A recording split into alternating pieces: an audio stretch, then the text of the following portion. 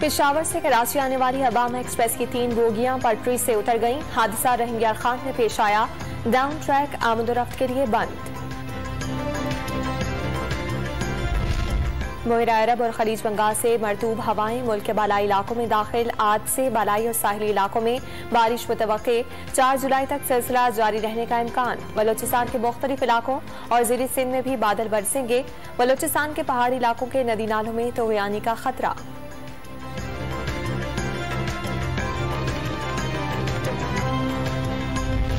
कराची के मुख्तलिफ इलाकों में हल्की बारिश। मौसम खुशगवार हो गया। कल से 5 जुलाई तक 5 रोजा मूसलाधार बारिशों की पेशगोई।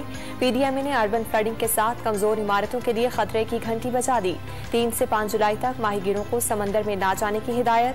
हैदराबाद, बदीन, ठट्ठा और दादू में तूफानी बारिशों का इम्कान।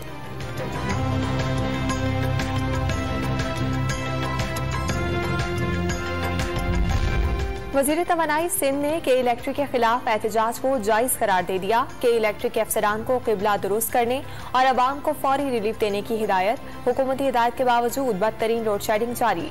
कराची में बिजली बंदिश का दौरानिया 16 घंटे तक जा पहुंचा।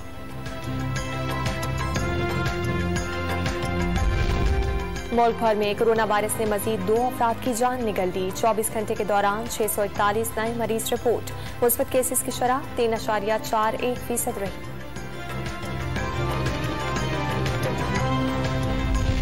लाहौर हाईकोर्ट में वजीर आला पंजाब के इंतखाब और हलफबरदारी के खिलाफ अपीलों की समाअत आज फिर होगी। इलेक्शन दोबारा होने पर भी हमजा शहबाज को नंबर गेम में 8 वोटों की बढ़तरी। 25 मुनहरिफ अरकान के डी सीट होने पर ऐवान के अरकान 340 हो गए। नून लीग और इत्तेहादियों को 176 और अपोजिशन इत्तेहाद को 168 अरकान की हिमायत हासिल।